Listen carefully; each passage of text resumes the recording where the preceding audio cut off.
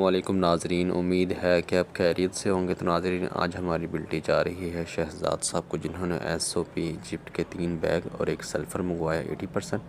और अगली बिल्टी जा रही है अजब खान के नाम से मिठा स्वाद के लिए, जिन्होंने ओलिग्रो कंपनी का NPK 20-20-20 प्लस ट्रेस एलिमेंट का ऑर्डर किया है। और साथ ही नाजरीन, उन्होंने सीवीड मंगवाया ओलिग्रो कंपनी का 5 लीटर, तो वो भी उनको रवाना कर दिया जाएगा।